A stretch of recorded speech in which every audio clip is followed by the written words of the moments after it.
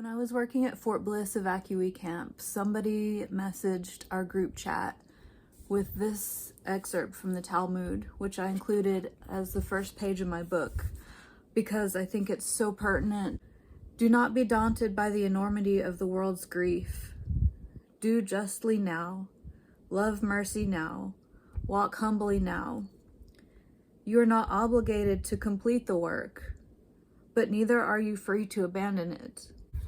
Yeah, I went to Washington, D.C. I talked to senators. They were on board with the Afghan Adjustment Act. I got a lot of congratulations and thank yous. I don't want congratulations. I don't want thank yous. I want help. By no means is this work complete. And as we speak, I'm in communication with somebody who was detained at the border, and they lost their mom there. They can't find her. It's been several days. Their mom's an older lady and she doesn't have a phone. She doesn't have an address to give. And they got separated as they crossed the border and they can't find their mom. And these are Afghan allies. Okay, first of all, why do they have to cross the border this way? They should have been evacuated. I understand there's so many problems with that and impossibilities, but we owe them this just simple safety. I'll just read you some messages that have been sent back and forth this morning about this situation. She is an old woman. She had come to us from the border of Mexico, then she lost her sons. So his friend reached out to me this morning on Facebook. I said, did she get put into a detention center in San Diego? I'm not sure, but I think yes. I think she went by bus to a refugee camp. And they have written this letter to hopefully get help. Hello, sir. I lost my mother at the Tijuana border here on Monday night. She was with us, and we go with patrol border customs. We were already released, and my mom stayed in the border. She only has a passport, no phone, no address, no remember anything to contact. She has nothing. She's most likely with you or in CBP. She's just an old woman, have 57 age. We're from Afghanistan. There are people trying to get to Brazil and then take the long journey up through and go usually around Tijuana, go over the border. And again, for our Afghan allies and Afghans at risk, that is completely unacceptable.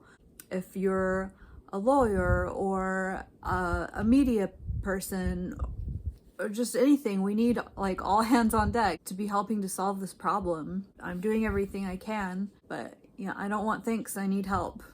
In one of my other videos, I mentioned that there are 2 people in the detention centers. So one person contacted me on Facebook. I met with him. He's getting set up with everything, and I think he'll be fine. We're all going to dinner tonight, so that'll be nice.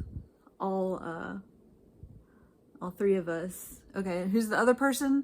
Okay, there's Zach, who you know, the new person who we'll call Mo, and he doesn't live on my property, and then Zach's friend who was in the San Diego detention center, and Zach said, how can we help him? And I said, hey, if you're okay with sharing your space, then let's go get him and he can live with you. It's like a studio apartment. It's a casita, so it's like bedroom, kitchenette, washer, dryer, bathroom, shower, everything. It's a small space, but he's like, yeah, I'm gonna go get him. So yesterday, I was like, what's going on? I was in DC and I came back. I didn't know the situation. And he's like, he's here. And I was like, okay, great. So he's now also staying in the casita for some time.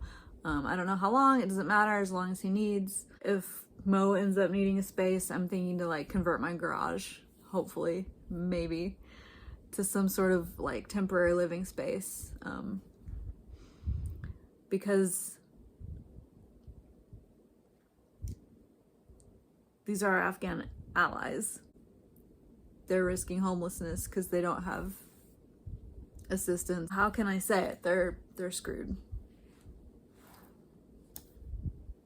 We have to fix that.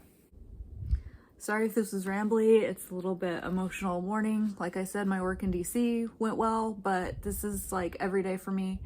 I'm gonna do as much as I can to help, and I hope that you do too.